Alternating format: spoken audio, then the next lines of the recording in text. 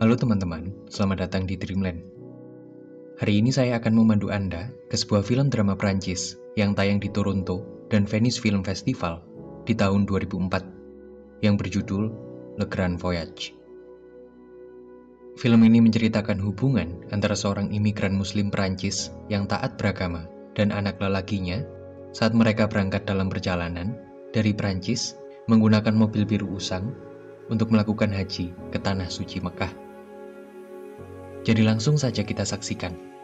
Ini dia, Le Grand Voyage.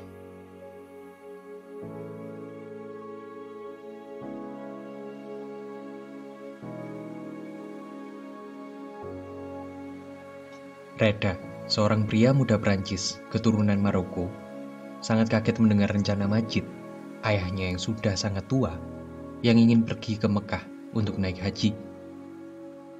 Jarak puluhan ribu kilometer dari Prancis ke Arab Saudi itu dipaksakan Majid untuk Reda mengantarnya menggunakan mobil dan bukan pesawat.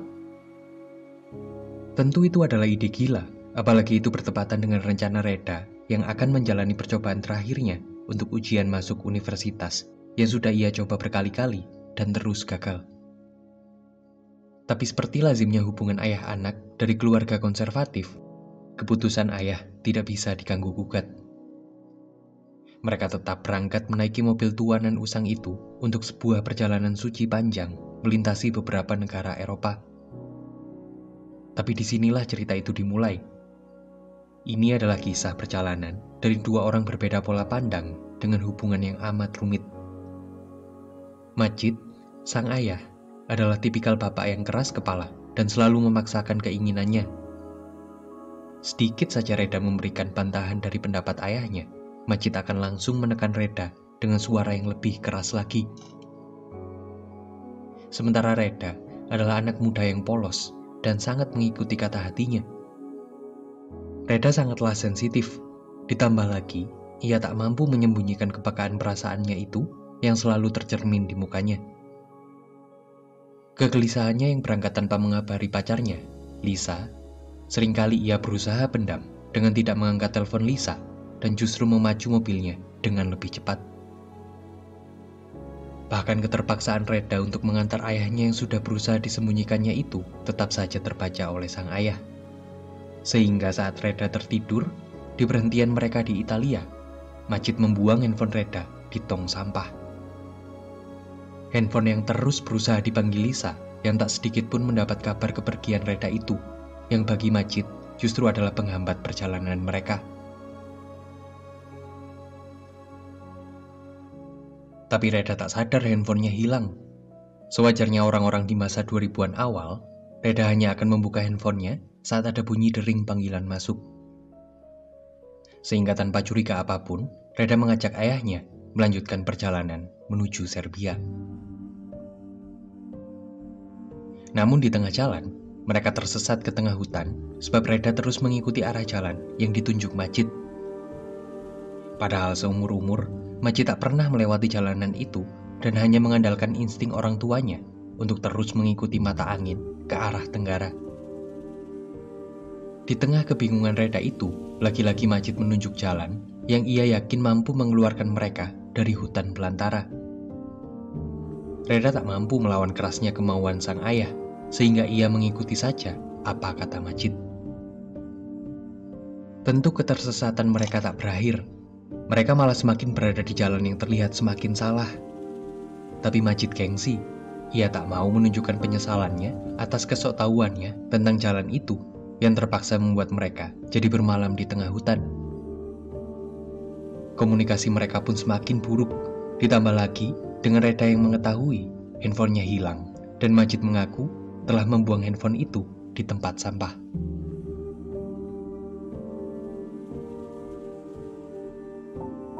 Mereka terus saling mendiamkan satu sama lainnya saat esoknya mereka melanjutkan perjalanan. Tak mau lagi tersesat, Reda coba menanyai seorang wanita tua bertudung hitam yang ada di pinggir jalan tentang arah kota Belgrade, kota tujuan mereka. Tapi wanita itu hanya diam dan langsung menaiki mobil mereka, lalu terus mengayunkan tangannya menunjuk ke arah depan.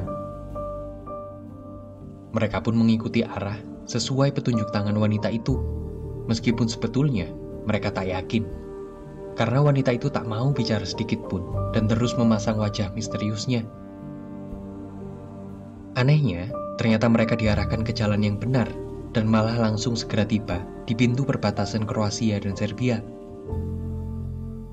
Lebih aneh lagi, wanita itu tiba-tiba menghilang saat petugas perbatasan mengecek paspor mereka, lalu kembali mencegat mereka di ujung perbatasan.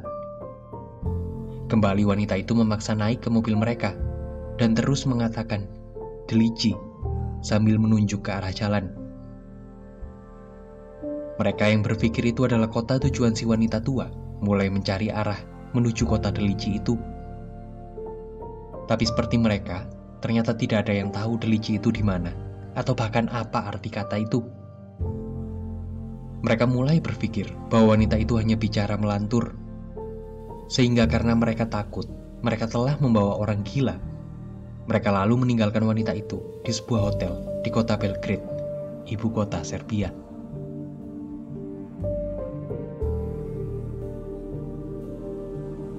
Dengan keanehan yang barusan mereka temui di perjalanan itu, membuat Reda penasaran apa sebenarnya motivasi ayahnya melakukan perjalanan ini menggunakan mobil, padahal jauh lebih mudah dan murah menggunakan pesawat untuk langsung tiba di Arab Saudi.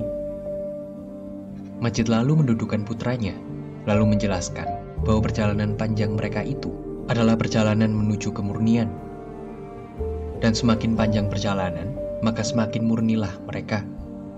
Seperti air laut yang pelan-pelan menjadi uap sebelum akhirnya menetes kembali di gunung sebagai hujan air tawar. Sebuah filosofi yang sangat dalam dan mampu meninggalkan kehangatan di hati Reda. Pelan-pelan ia mulai bisa membaca arah pikir ayahnya itu yang seringkali sangatlah susah untuk dinalarnya. Bahkan termasuk keputusan Majid untuk sekarang mereka menerobos badai salju di Bulgaria, yang justru membuat mobil mereka mogok, terkubur salju, dan membuat Majid menjadi terserang hipotermia. Reda panik. Ia berusaha melarikan ayahnya ke rumah sakit dengan mengejar taksi. Untungnya, Majid masih bisa tertolong. Majid kembali bangun dan justru menyuruh Reda untuk mengambil Al-Quran di mobilnya. Anehnya, di perjalanan kembali ke mobilnya itu, Reda kembali melihat si wanita tua ada di tengah kota Sofia, ibu kota Bulgaria. Padahal sebelumnya, mereka meninggalkan wanita itu di Belgrade, ibu kota Serbia. Kehadiran wanita itu ternyata jadi pertanda kesusahan yang akan mereka alami. Di perjalanan yang mereka lanjutkan dan kini tiba di perbatasan antara Bulgaria dan Turki, mereka mengalami permasalahan paspor. Mereka dipermainkan oleh petugas perbatasan yang berpura-pura mengatakan surat izin mereka bermasalah, padahal sebenarnya hanya menginginkan uang pelicin dari pejalan jauh seperti mereka. Tapi untungnya, ada seseorang bernama Mustafa yang membantu mereka menyelesaikan masalah itu. Tapi justru masalah baru dimulai di sini. Mustafa yang tiba-tiba mengajukan diri untuk ikut mereka berhaji itu membuat Majid membaca gelagat mencurigakan darinya. Tapi tidak dengan Reda, yang bersikeras membawa Mustafa untuk ikut bersama mereka. Karena Reda berpikir bahwa niat Mustafa berhaji adalah niat yang baik. Tapi justru insting Majidlah yang kali ini terbukti benar. Mustafa ternyata membuat Reda pulang ke kamar hotel mereka dalam keadaan mabuk di satu malam. Momen itulah yang ternyata dimanfaatkan Mustafa untuk mencuri uang tabungan mereka dan membawa mereka dalam kesusahan yang lebih dalam. Mereka terpaksa hanya makan dengan roti dan setengah telur rebus untuk menghemat uang yang tersisa. Bahkan mereka harus memanfaatkan air gratis di berhentian-berhentian selanjutnya. Di momen ini, kesabaran mereka kembali diuji. Datanglah seorang wanita bersama anaknya yang mengemis uang kepada mereka. Reda menolak memberi wanita itu uang, sebab mereka sendiri membutuhkannya untuk meneruskan perjalanan.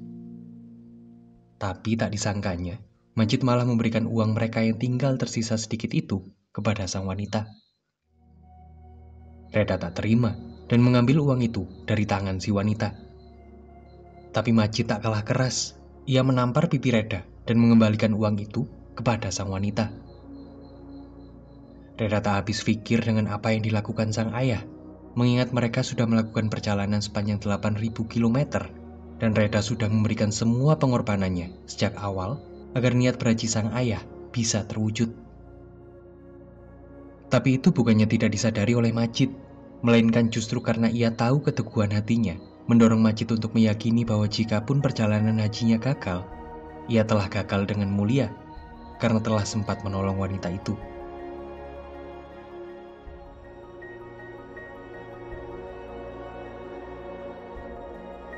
Mereka pun tetap melanjutkan perjalanan ke kota selanjutnya, Damaskus, dengan niat untuk menjual mobil itu agar uangnya bisa dipakai Majid untuk melanjutkan perjalanannya sendirian, sementara Reda pulang dengan menaiki pesawat.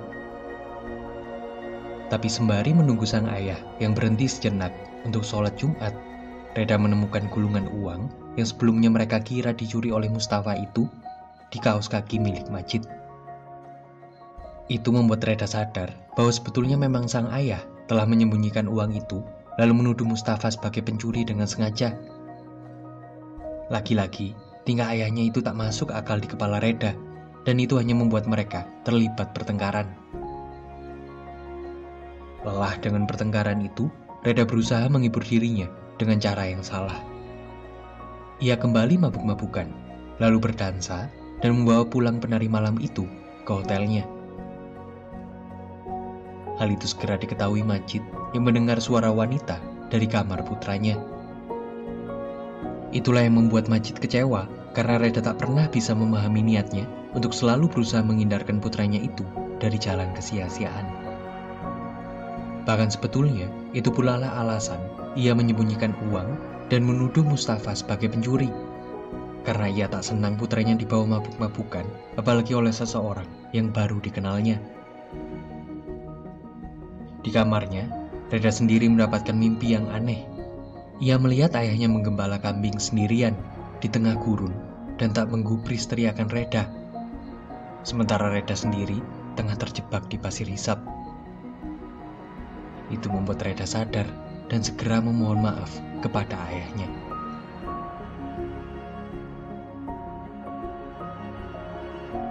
Tapi momen perbaikan hubungan mereka baru terjadi saat mobil mereka berhenti di tengah gurun. Melihat Majid yang sudah mau kembali menjawab omongannya, Reda coba menanyakan mengapa perjalanan ini begitu penting bagi sang ayah. Itu adalah kalimat yang sudah sangat lama ditunggu oleh Majid untuk suatu hari ditanyakan Reda. Di sanalah ia menjelaskan ketakutannya jika kematian datang sebelum ia mampu menjalankan haji. Dan bagaimana ia sangat bahagia karena akhirnya sebentar lagi ia akan mampu melengkapi imannya dengan menjajakan kakinya di tanah paling suci umat Islam itu. Sebab itulah ia berterima kasih kepada Reda yang sudah mau mengantarkannya pergi sejauh ini dan membawa Majid sampai ke Mekah dengan segala perjuangannya.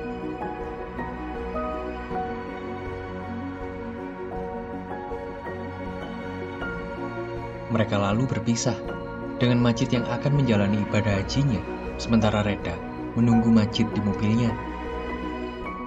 Reda mengantar sang ayah ke tengah rombongan haji yang kemudian tak menanggapinya dan terus melantunkan doa bersama rombongan haji lainnya. Malam pun tiba, tapi Majid tak juga kembali ke mobil mereka. Bahkan sampai berganti hari pun, Majid tak juga kembali. Khawatir, Reda coba mencari ayahnya di antara kedua bukit Syafa dan Marwah. Di antara banyak orang berpakaian putih, tapi tak juga menemukannya.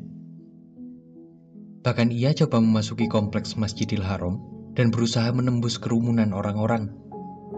Ia tak peduli bahwa ia jadi satu-satunya orang tanpa kain ihram di rombongan itu, sambil terus meneriakkan nama sang ayah.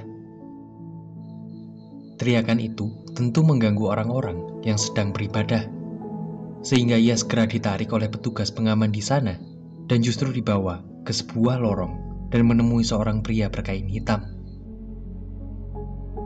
Karena tak memahami bahasa Arab, ia tentu bingung dengan maksud para petugas pengaman itu. Sang pria berkain hitam lalu mengarahkannya untuk melihat beberapa orang yang ditidurkan dan ditutupi wajahnya dengan kain putih. Ia masih tak tahu apa maksud pria itu, sampai akhirnya, di orang keempat, ia melihat ayahnya sebagai salah satu orang yang sudah terbujur kaku di sana. Kaki Reda melemas. Ia tak kuasa menahan tangisnya saat ia tahu ayahnya telah tiada.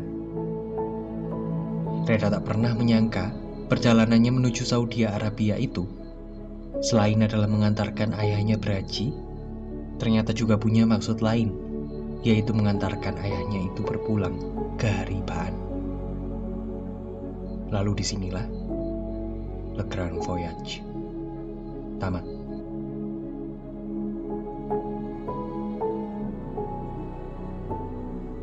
Segitu saja pembahasan film kita kali ini.